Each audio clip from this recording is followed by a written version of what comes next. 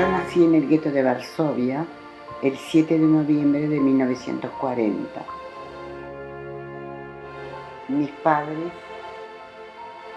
que se dieron cuenta que no había solución de vida adentro del gueto, dadas las condiciones espantosas que se vivían ahí, buscaron cómo poder por lo menos yo quedar con vida, porque ellos ya sabían que tenían su destino marcado.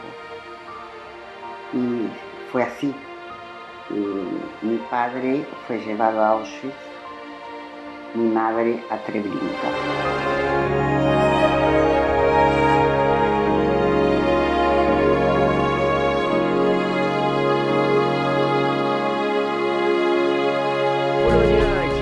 Ya desde el siglo X. Desde ese momento es que se considera la formación del país. Antes, este era un lugar donde existían muchas tribus eslavas. Un lugar que fue dividido, repartido, hecho pedazos y vuelto a reconstruir. Que hoy además está en el centro de las noticias del mundo justamente por un conflicto más. Lo que pasó fue que este sitio estuvo en el medio de tres grandes potencias: el Imperio Ruso, Prusia y el Imperio Austrohúngaro. Cuando en el siglo XIX se repartieron este país, una parte quedó para cada uno de esos imperios, de esas potencias. Tres ciudades grandes de Polonia estaban conectadas directamente con estos tres imperios. Hacia el lado del este, donde estamos ahora, Varsovia estaba conectada con Moscú. El Imperio Ruso tenía un tercio aproximadamente de lo que hoy es Polonia. Las otras dos ciudades importantes estaban conectadas, una con Austria y la otra con Berlín. Durante todo el siglo XIX este país no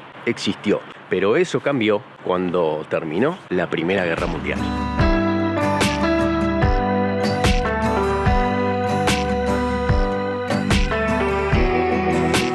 Al final de la Primera Guerra Mundial, estos grandes imperios se desarman. El Imperio Ruso pierde la parte de Polonia que le correspondía. El Imperio Austrohúngaro deja de existir y ahí surgen muchos de los países que todavía existen hoy en Europa. Se desarma totalmente el mundo y se reparte todos los territorios, incluyendo lo que hoy es Polonia. Lo que pasa en Polonia es que en vez de fragmentarse se une. Esas tres partes pertenecientes a tres superpotencias del pasado se convierten en un país gracias a que los polacos deciden pelear por su propio territorio para recuperar lo que habían tenido ya desde el siglo X. Lo logran y no fue fácil porque tengamos en cuenta que si bien eran un pueblo que tenía siglos de existencia, los ejércitos estaban divididos en tres. Uno pertenecía a los rusos, otro pertenecía al Imperio Austrohúngaro y otro a los prusianos. Entonces, si bien hablaban un idioma común, también hablaban idiomas diferentes, tenían uniformes diferentes, tenían comunicaciones y fronteras distintas. Sin embargo, todo esto se pudo superar y lograron ganar la guerra para unificar el país.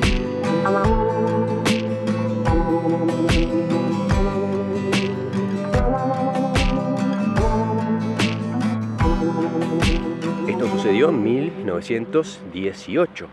En la Primera Guerra Mundial, pero poco tiempo después, en 1920, los rusos invaden Polonia. Lo que pasa es que, claro, la tercera parte de este país había pertenecido al Imperio Ruso. Cuando intentan tomarlo de nuevo por la fuerza, los polacos se unen y le ganan la guerra increíblemente a los rusos. Una Rusia que estaba bastante debilitada por problemas internos, ya la revolución se había gestado y de esa manera las guerras hacia el exterior no eran tan fuertes como antes. Por lo tanto, a partir de ahí, Polonia se hace mucho más fuerte y se logra crear este país que todavía permanece hasta el día de hoy, aunque todavía sigue estando en el medio de grandes potencias y unida a conflictos, como pasa hoy justamente con el problema en Ucrania.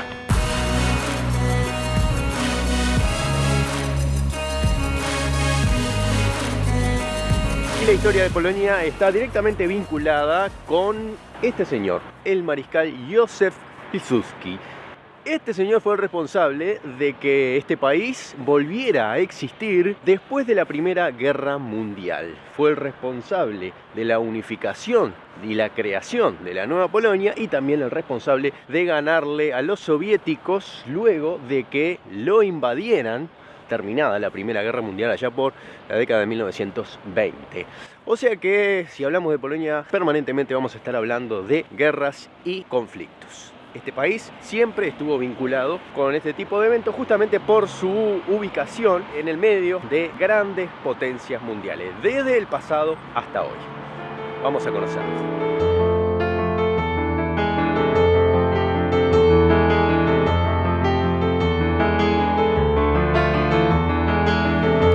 Estoy entrando en el gueto de Varsovia. En este lugar vivía la mayor comunidad judía hasta la Segunda Guerra Mundial. Tengamos en cuenta que el ejército nazi destruyó absolutamente todo lo que era este barrio, no quedó nada, así que todo lo que vemos es reconstruido.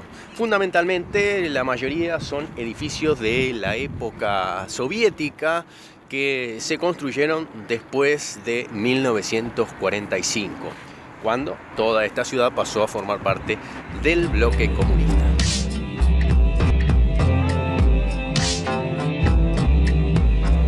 En Polonia vivían unos 3 millones de judíos hasta la Segunda Guerra Mundial. En la ciudad de Varsovia unos 300.000. La comunidad judía era tan grande en este lugar, de hecho, era la mayor del mundo por varias razones. Resulta que en Europa los judíos eran echados, principalmente recordemos en España, cuando los reyes católicos expulsaron a toda la comunidad, y ahí la emigración de España de los judíos se distribuyó no solamente por Europa, sino por parte de América e incluso en el norte de África. Los judíos se fueron yendo de los países en donde vivían y Polonia fue uno de los lugares que los aceptó, porque se necesitaba mano de obra que levantara este país que había estado dividido. De hecho, recordemos que durante todo el siglo XIX no existió, y desde 1918, al finalizar la Primera Guerra Mundial, necesitó reconstruirse y necesitaba gente que trabajara y que trajera dinero. ¿Quiénes eran? Los judíos, que eran echados de otras partes del continente, necesitaban trabajar y venían con su dinero. Así que Polonia les abrió las puertas y de esa manera se convirtió en el lugar donde existió la mayor comunidad judía del mundo en esa época.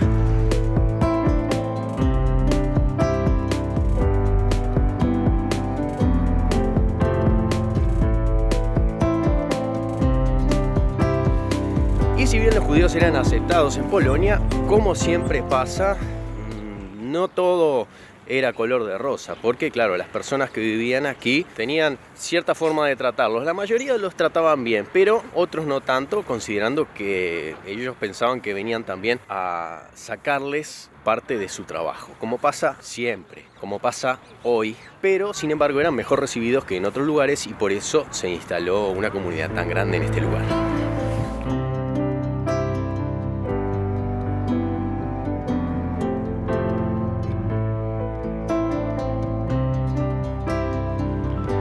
Para entender mejor la situación de este lugar, vamos a hacer un pequeño y breve resumen del comienzo de la Segunda Guerra Mundial. En septiembre de 1939, Hitler y el ejército alemán invaden Polonia repentinamente. Se había hecho un acuerdo. Molotov era el ministro de Relaciones Exteriores ruso, Ribbentrop era el alemán. Ese pacto de no agresión incluía una cláusula secreta en donde se iban a repartir Polonia. Y eso sucedió.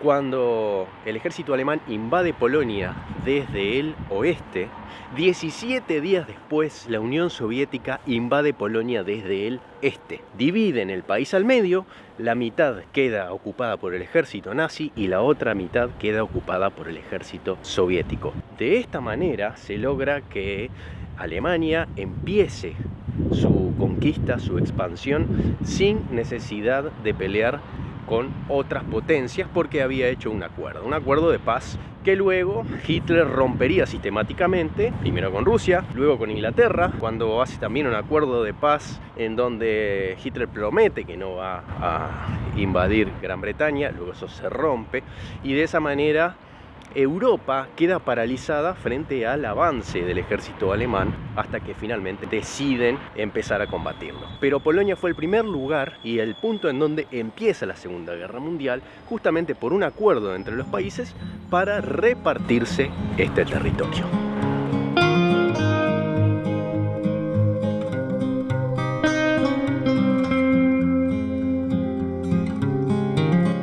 Estamos ahora en una parte de la ciudad donde vemos perfectamente el contraste entre lo que quedó de la parte antigua antes de la destrucción en la Segunda Guerra Mundial y lo reconstruido.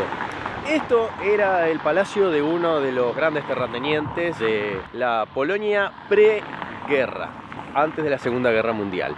Y este es el Palacio de Justicia actual, un edificio absolutamente moderno y totalmente distinto de lo que vemos al fondo. Y de esa manera podemos diferenciar muchas de las construcciones de Varsovia actual. Una es la preguerra, la segunda es la posguerra moderna y la tercera es la posguerra reconstruida con el estilo original para salvaguardar el patrimonio cultural.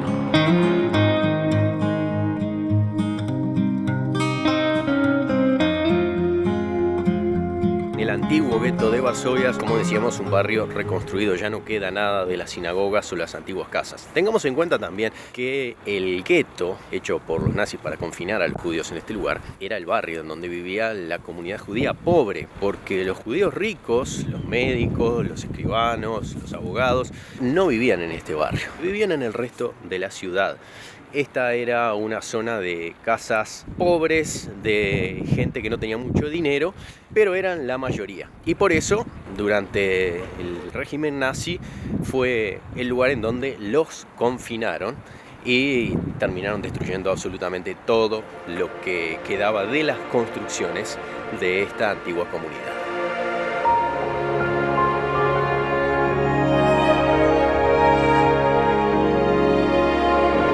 Yo nací en el gueto de Varsovia el 7 de noviembre de 1940.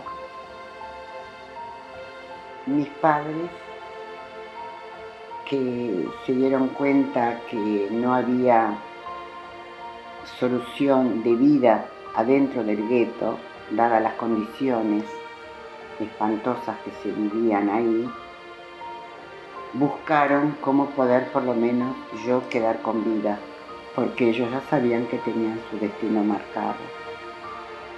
Y fue así. Mi padre fue llevado a Auschwitz, mi madre a Treblinka.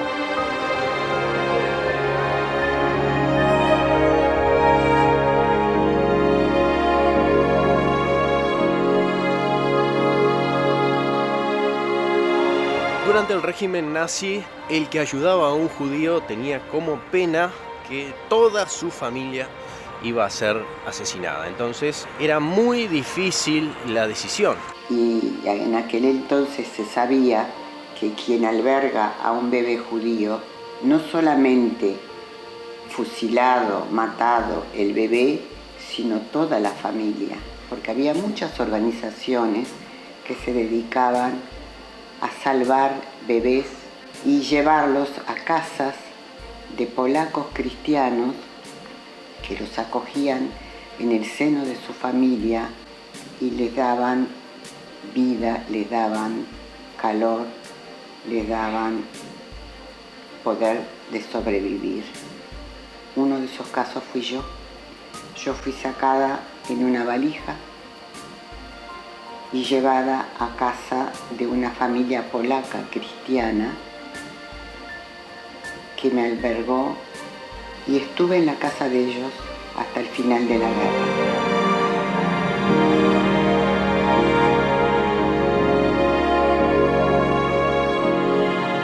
Dentro de mi desgracia tuve la suerte de haber caído en un hogar excepcional donde arriesgaron su vida por tener escondido un bebé judío en su seno, una familia que estaba conformada por un matrimonio con 6 hijos. Sin embargo, ellos, sin conocerme, tuvieron ese riesgo, me incorporaron como parte de ellos.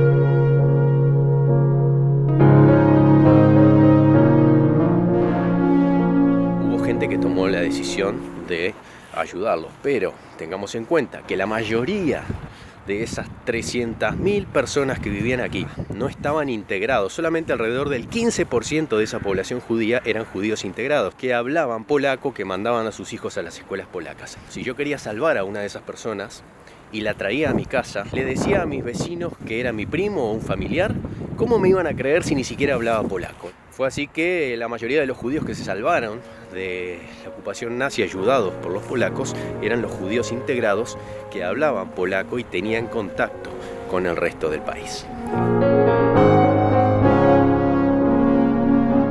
Esa hermana adoptiva mía no era una persona común. De noche era una partisana, era una luchadora antinazi que estaba en la resistencia polaca.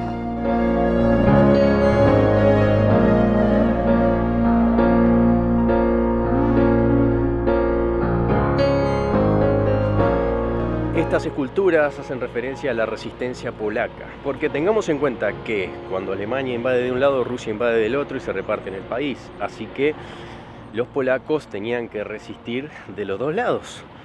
Primero, gran cantidad de polacos empiezan a ser deportados hacia Alemania y los soldados de la resistencia tenían que comunicarse entre los barrios que estaban controlados por los nazis a través del subsuelo, de las alcantarillas. Por eso aquí vemos a un soldado entrando a una de las alcantarillas aquí en Varsovia. El padre era un tranviario, o sea, un chofer de tranvía.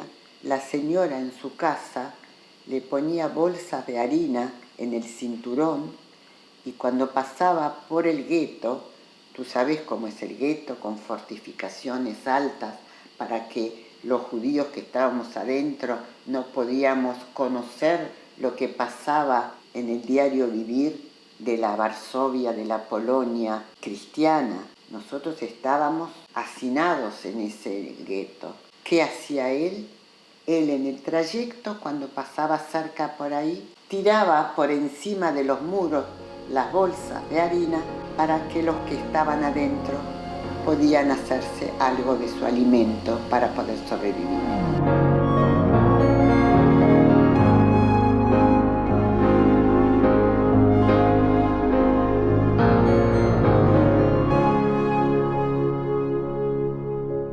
No quise saber nada de mi pasado.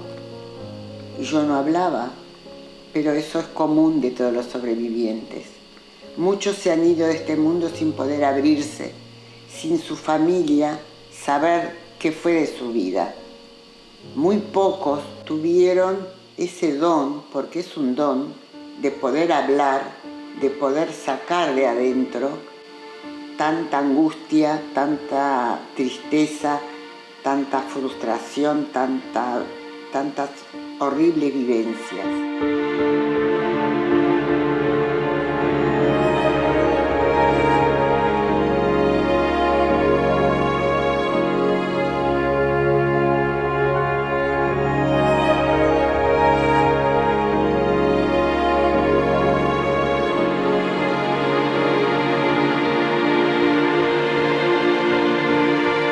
Y hoy por hoy, después de tanto tiempo y después de tener la dicha de reencontrarme con mi salvadora, que es la hija mayor de esta familia, que durante 65 años, aunque te parezca mentira, 65 años buscó por el mundo que era de mi destino. Y eso fue mi primer encuentro con mi salvadora. Ella era tu hermana. Ella era mi hermana adoptiva.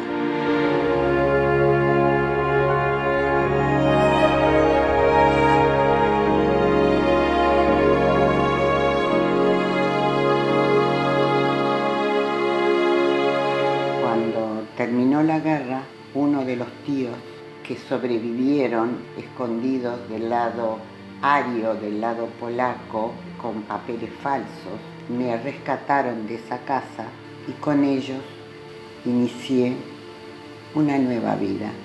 Y en el año 1947 llegamos a estas tierras y ahí tuve otra familia, una tercer familia, pero ya sabía que en aquel entonces yo era huérfana y tenía que seguir viviendo